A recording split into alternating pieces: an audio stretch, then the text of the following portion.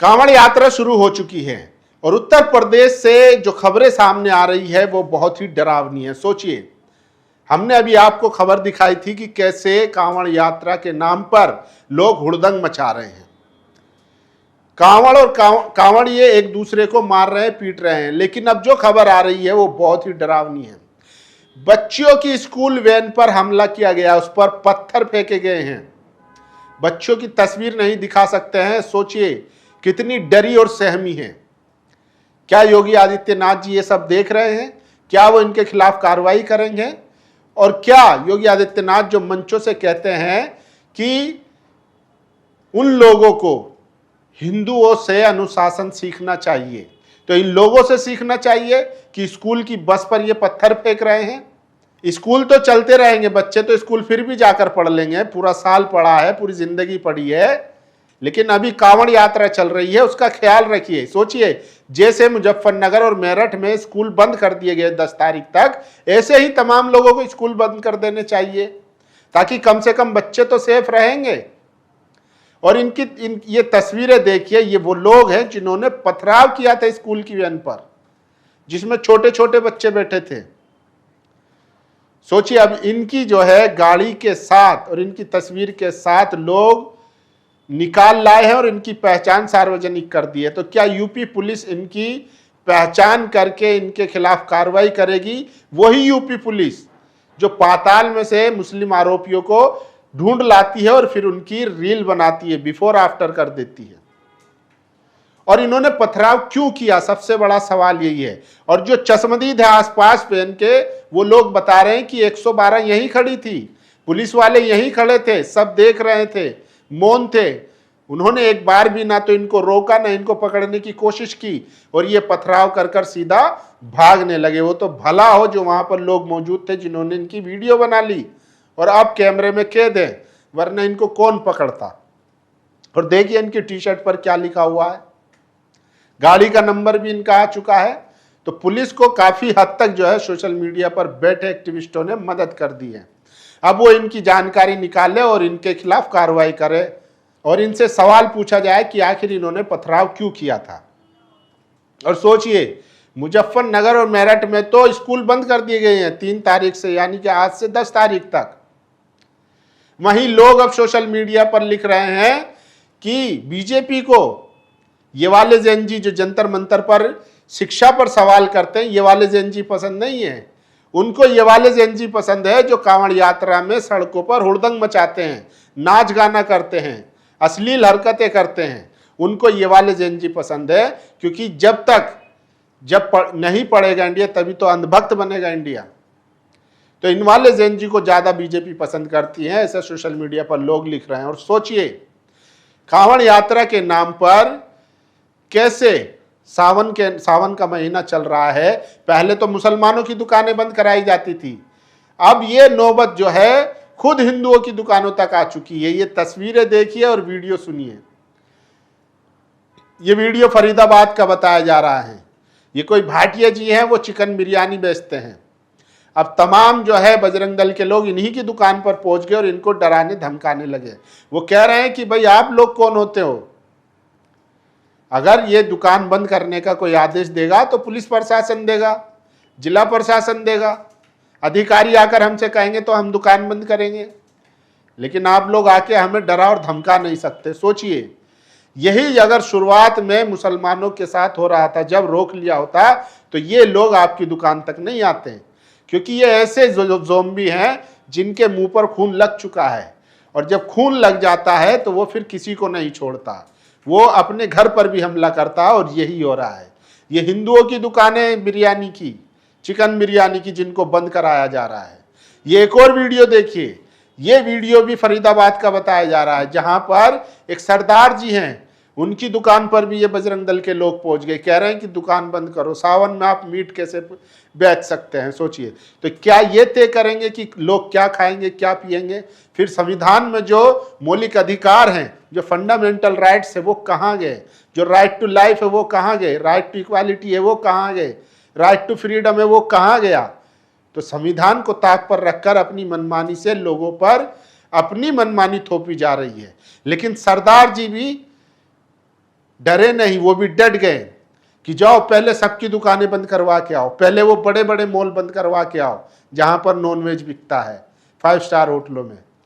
जब वो करवा दो तब मेरी दुकान पर आना, और आपके कहने से पहले मैं बंद कर दूंगा। तो सोचिए, और इन लोगों को किसने अथॉरिटी दी है इतनी? क्या ये अब प्रशासन बन गए हैं, सरकार बन चुके हैं, अदालत बन चुके हैं, संविधान इनके हिसाब से चलेगा, ये लोगों की दुकानें जाकर बंद कराएंगे?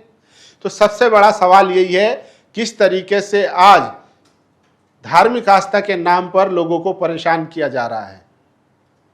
इस देश में और तमाम लोग हैं, और ये तमाम लोगों का देश है।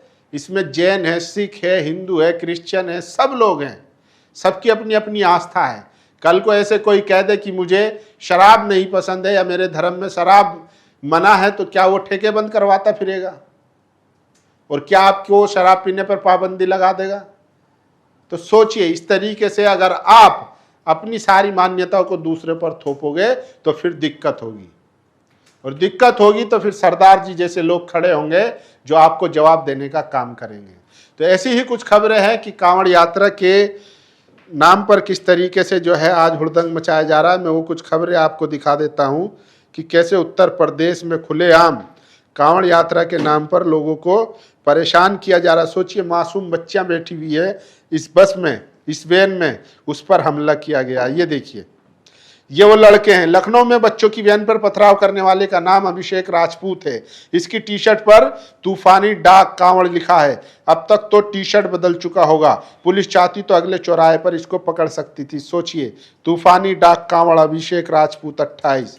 तो ये लड़का है जो पथराव करके भागा है, और इसकी गाड़ी का नंबर भी वायरल हो रहा है। ये सबसे बड़ी खबर है। ये देखिए, बच्चों से भरी स्कूली वैन पर पथराव बेहद गंभीर मामला है। वीडियो में मौजूद चश्मदीदों की भी बात सुनी जानी चाहिए।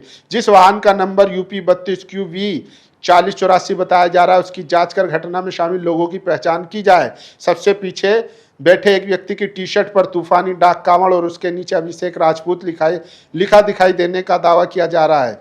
यदि जांच में ये सही पाया जाता है तो कानून के अनुसार दोषियों पर सख्त कार्रवाई होनी चाहिए।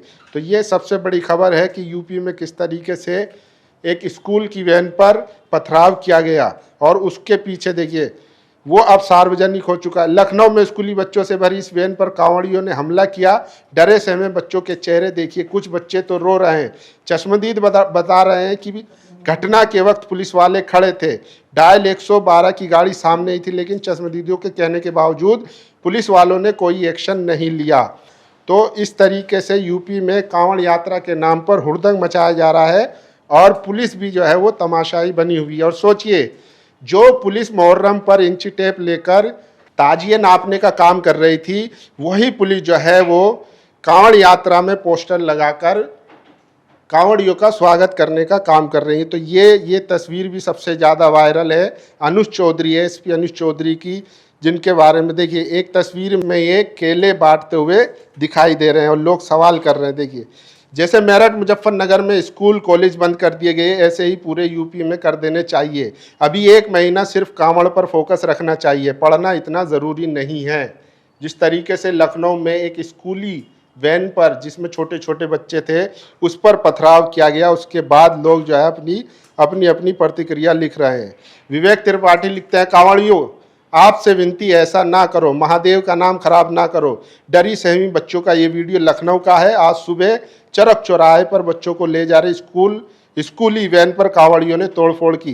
वैन पर पत्थर फेंके, जिससे शीशे टूट गए। बच्चियां बाल बाल बच गई। पथराव से मासूम बच्चियां बुरी तरह दहशत में आकर रोने लगी। पुलिस आई लेकिन कुछ कर नहीं पाई। उपद्रवी पुलिस के सामने ही भाग गए। हालांकि वहां पर कुछ लोग जो मौजूद थे, जिन्होंने वीडियो बनाने का काम किया, उसमें उस आरोपी का चेहरा साफ दिखाई दे रहा है, गाड़ी नंबर भी दिखाई दे रहा है, जो कि सोशल मीडिया पर पूरी तरीके से वायरल है। अगर पुलिस चाहे तो उसके आधार पर उनके खिलाफ कार्रवाई कर सकती है। लेकिन जो चश्मदीद है वो बता रहे कि पुलिस वहीं पर खड़ी थी, 112 की गाड़ी वहीं पर खड़ी थी, उसके बावजूद भी उन्होंने ना तो उनको रोका, ना पकड़ने की कोशिश की, और वो खुलेआम उस पर पथराव कर भाग निकले।